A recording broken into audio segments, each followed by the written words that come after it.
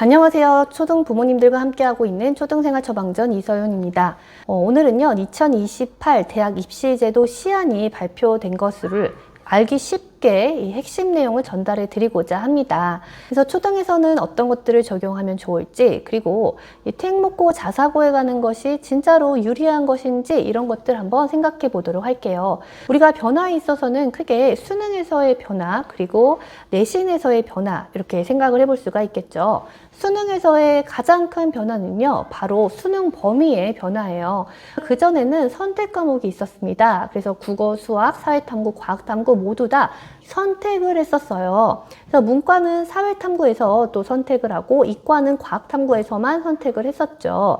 근데 이제는 국어, 수학, 사회, 과학, 영어 모두 다 선택 과목 없이 이렇게 딱 공통된 범위에서 모든 학생들이 공통된 시험을 치르게 되는 것입니다.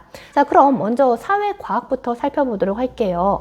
사회과학 같은 경우에 선택 과목이 그전에는 정말 많았습니다. 그런데 이제는 통합사회, 통합과학으로만 시험을 보겠다. 문과, 이과 구분을 없애겠다라고 했어요. 자, 그럼 이렇게 나오게 된 계기를 한번 생각을 해볼게요. 그전에는 선택 과목이 있기 때문에 표준 점수라는 것이 존재가 했습니다. 예를 들면 물리 1을 선택을 하는 거랑 생물 1을 선택을 하는 거랑 표준 점수가 다 달랐어요.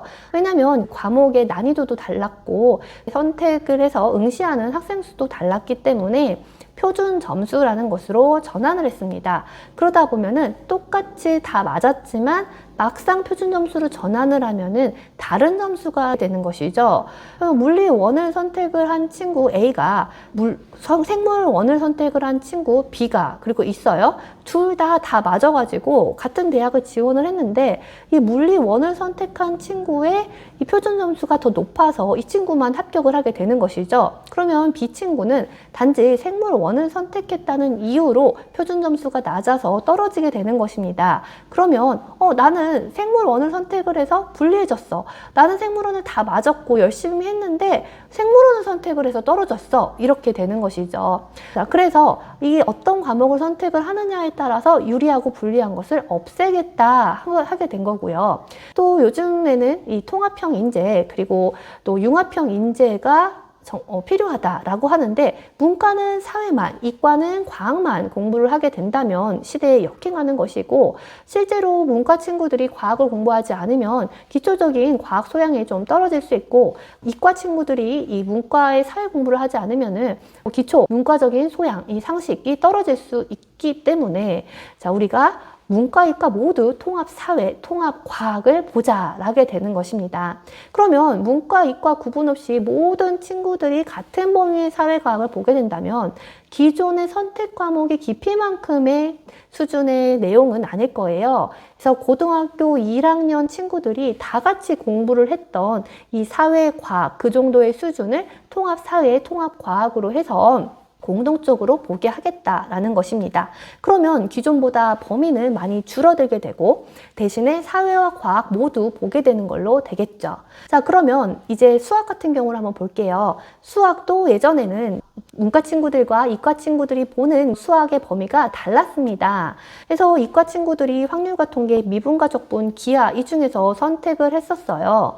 근데 이제는요. 문과, 이과 구분 없이 기존의 문과 범위의 수학 정도만 모두 다 공통적으로 보게 하겠다라는 것입니다. 그리고 하나 지금 정해지진 않았고 고민을 하고 있는 부분은 심화수학이라는 선택 과목을 도입을 할지 말지 고민을 하고 있어요. 심화수학이라고 한다고 해서 우리가 이 초등에서 푸는 심화 문제집, 사고력 문제집 이런 거를 떠올리시면 안 됩니다.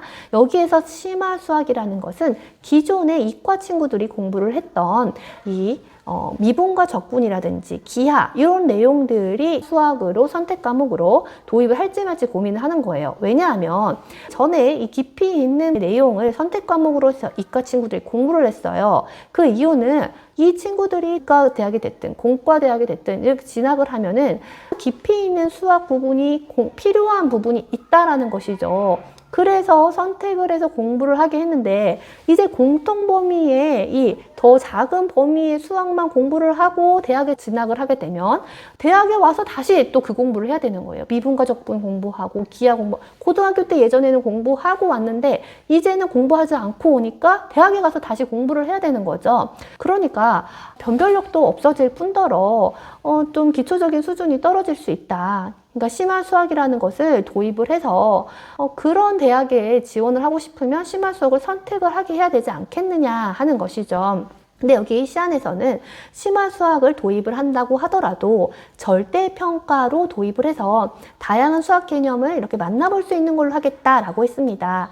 절대평가라는 것은 이제 뭐 90점 이상이면은 A, 80점 이상이면 B 이렇게만 하겠다. 자, 그러면 어떻게 될까요? 그러니까 심화 수학이 도입이 될지 안 될지 확정이 되지는 않았지만 아마 도입을 될 거라고 많은 사람들이 생각을 하고 있고 저도 생각을 하고 있어요. 그러면 뭐 의대라든지 상위권 공과대학 같은 경우에는 심화 수학의 선택을 아마 필수로 하게 될 것입니다. 그렇다 하더라도 기존보다는 이 수학의 부담이 좀 줄어든 거는 사실이에요. 왜냐하면 그 전에 문과들 친구들이 공부하던 그 부분만 공통으로 시험을 보고 그 다음 심화 수학을 선택을 해서 그걸 절대평가로 매기게 되기 때문에 그 전에 이 친구들이 선택을 해서 상대평가로 매겨졌던 그런 것보다는 조금은 부담이 좀 줄어들 수는 있겠죠. 하지만 문과의 이과 침공이 예상이 된다 꼭 볼 수는 없는 게 이 상위권 대학 같은 경우에는 심화 수학의 선택을 거의 필수로 하게 될 것이기 때문에 이 부분에 있어서 좀 변별이 생기기는 하겠죠. 네, 그 다음 국어와 영어에 있어서도 선택이 없어졌어요. 하지만 이것은 과목의 특성상 선택을 한다는 게 그렇게 큰 의미가 없다라는 것이죠. 그 영어는요, 그 전처럼 절대평가가 그대로 유지가 됩니다. 자, 그럼 우리가 한번 생각을 해볼게요. 사회과학 같은 경우에는 범위가 확 줄어들면서 통합사회, 통합과학이 되고요. 영어는 절대평가예요. 그러면 국어와 수학에서 좀 변별이 생길 것이다 라는 생각을 가지게 되겠죠. 자, 그러면 이제 내신에 있어서의 변화를 한번 살펴보도록 할게요. 내신의 가장 큰 변화는 9등급 제도가 5등급으로 바뀌게 되었다라는 것입니다. 자, 9등급 제도일 때 1등급 같은 경우에는 1등급이 4%, 2등급이 11%, 3등급이 23%였어요. 이제 5등급 제도가 되면 1등급이 10%까지가 됩니다. 그리고 2등급이 24%. 그러니까 2등급까지가 누적으로 하면은 34%가 돼요. 그러니까 3분의 1이 2등급까지를 받게 된다라는 것이죠. 그리고 3등급이 32% 이렇게 되는데 9등급일 때보다 5등급 제도로 바뀌게 되면은 훨씬 더 여유 있어지게 되는 거죠. 전교생은 100명을 한번 생각을 해보면 그전에는 4등 안에 들어야 1등급이었는데 이제는 10등 안에 들어오면 1등급이 된다라는 것입니다. 자, 그러면 이게 변별력의 문제가 생길 수가 있어요. 그래서 고등학교 1학년, 2학년, 3학년 모두 절대평가와 상대평가 병기하도록 하겠다라고 했습니다. 자, 그럼 절대평가라는 것은 무엇이냐? 90점 이상이면 다 A, 80점 이상이면 B, 요게 이제 절대평가죠. 상대평가 같은 경우에는 석차가 해당이 되는 것입니다. 자, 그럼 우리가 절대평가에서 시험을 쉽게 내면은 A 맞은 친구들이 엄청나게 많아질 것이고 시험을 어렵게 내면은 A 맞은 친구들이 적을 거예요. 그러면 고등학교 입장에서는 우리 학생들을 대학에 보낼 때 유리한 걸 생각을 하게 되잖아요. 상대평가는 어떻게 하든 등수가 나오게 되는데 절대평가라도 그래도 좀 좋은 등급인 게 좋지 않겠어요? 그래서 아마 내신 시험은 전체적으로 쉬워져서 절대평가 등급을 다 높게 받을 수 있도록 하지 않을까 하고 생각을 하고 있고요. 그러면 이 상대평가 부분에서는 변별력을 줘야 되잖아요. 변별력을 뭐로 줘라 하고 시안에서 나오고 있냐면 서술형 평가와 논술형 평가로 줘라 라고 하고 있습니다. 우리가 수능에서 서술형, 논술형 쪽으로 가야 되지만 이 전체 많은 학생들을 데리고 서술형, 논술형으로 수능을 본다는 게 쉽지는 않은 일이에요. 그러니까 먼저 내신으로 보자라는 거예요. 자, 그럼 9등급 제도에서 5등급 제도로 왜 바꾸게 되었냐? 학령 인구가 감소하게 되기 때문이다라는 거죠. 자, 그게 왜 그러냐? 옛날에는 전교생이 400명이었다고 해볼게요. 그러면 400명 중에 4%, 16명, 16등까지가 1등급이었어요. 근데 학령 인구가 감소했어요. 저출산으로. 그래서 400명이 100명이 된 거예요. 그럼 100명 중에 4%면 4등까지만 1등급이 되니까 경쟁이 너무 과열되지 않겠느냐. 5등급제로 바꾸면 1등급이 10%가 되니까 100명 중에 10%, 즉 10등까지 되겠다. 400명 중에 16등이었는데 100명 중에 10등 정도로 되면은 학령 인구가 감소하는 것에 그 어느 정도 맞지 않겠느냐라고 생각을 한 것입니다.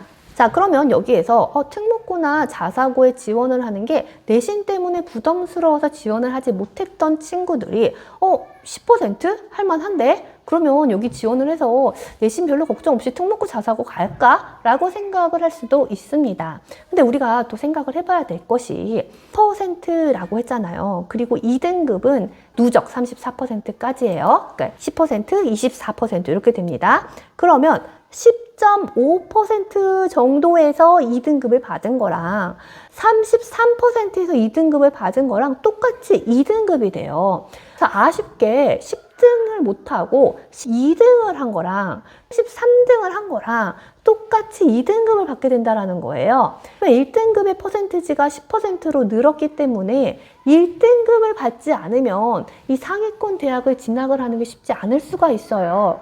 특목고 가서 이제 1등급이면 10% 아니면 들기 좀 쉽겠네 하고 갔지만 생각보다 또 잘하는 친구들이 모여있는 데서 10등 안에 드는 게 쉽지 않을 수 있다란 말이죠. 그래서 꼭 특목고 자사고에 가는 게 완전히 유리해졌다라고 보기에는 우리 아이가 이 특목고에 가서 10% 드는 게 확실한가에 대해서 또 생각을 해봐야 된다라는 것입니다. 자, 그 다음에 우리가 한번 또 보면은 대학에서는 대학에 와서 공부를 할 수 있는 역량과 능력을 갖고 있느냐를 계속해서 선발을 하려고 할 거예요. 자, 그러면 이 수능에서는 9등급 제도가 있고 내신에서 5등급 제도가 있습니다. 그리고 고교 학점제라는 것이 있죠. 그러면 거기에서 어떤 과목을 이수했는지 이 상위권 대학에서는 요구하거나 볼 수도 있다라는 생각이 듭니다. 우리가 한번 생각을 해볼게요. 내신은 5등급 제도가 됐기 때문에 기존보다 9등급 제도일 때보다는 변별력이 떨어졌어요.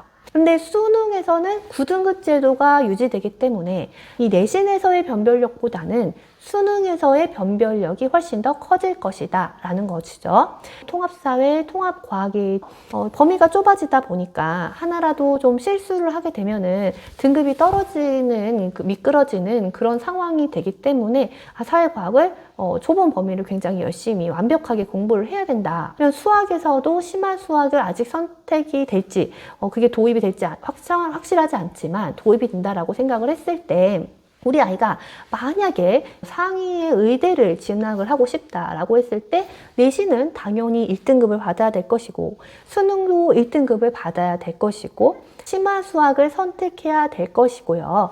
이게 기본이 될 것이고요. 대학에서 또 요구를 하는 부분이 있을 거예요. 뭐 면접고사가 있을 수도 있고 아니면 아까 말한 것처럼 어떤 부분에 있어서의 과목의 이수가 있을 수도 있을 겁니다. 그거를 살펴봐야 되겠죠. 자, 그럼 우리가 신경 써야 되는 부분 한번 첫 번째 볼 거예요. 국어에서의 변별력은 여전히 유지될 거라는 거죠. 수능에 있어서의 변별력은 내신이 변별력이 줄어드니까 수능의 변별력이 커지고 그럼 수능에서의 변별력을 보면은 영어는 절대평가고 그 다음에 수학과 사회, 과학에 있어서도 범위가 막 다 줄어들고 이런 상황이니까 국어의 변별력이 커질 거다. 문해력 지금 계속 이슈가 되고 있는데 그 부분에 있어서는 계속 독서하면서 꾸준히 쌓아가야 될 것이고요. 수학에 있어서 킬러 문제를 없애겠다라고 발표를 했어요. 그리고 범위도 공통 범위만 시험을 보게 되잖아요. 그렇기 때문에 아주 어려운 심화 문제집을 푸는 것보다는 어느 정도의 상위 정도의 문제집을 그 정도의 문제집을 푸는 것이 훨씬 더 도움이 될 거라는 것이죠. 그 다음 세 번째는요. 통합사회, 통합과학의 범위가 줄어들기는 하지만 어쨌든 사회과학을 다 보는 거잖아요. 통합형 인재, 융합형 인재를 지금 기르겠다라고 했으니 아마 문제도 단순한 지식을 묻는 문제가 아니라 탐구형으로 나올 거예요. 그래서 배경 지식을 확장을 하기 위해서 또 독서를 할 수 있도록 해주시고요. 그 다음 네 번째는 내신에 있어서 서술형, 논술형으로 변별력을 가져오게 하겠다라는 것이잖아요. 이 서술형, 논술형을 준비하는 가장 좋은 방법은요, 독서와 제가 평소에 강조하는 출력 공부입니다. 내가 아는 것을 말로 표현해보고 그림으로 표현을 해보고 단순히 객관식에서 찍는 게 아니라 내가 알고 있는 것을 바깥으로 표현을 하고 출력하고, 그게 서술형이고 논술형이거든요. 이런 것들을 하는 게 도움이 될 것입니다. 초등이라고 한다면 아직은 대학 입시가 멀게 느껴질 수 있어요.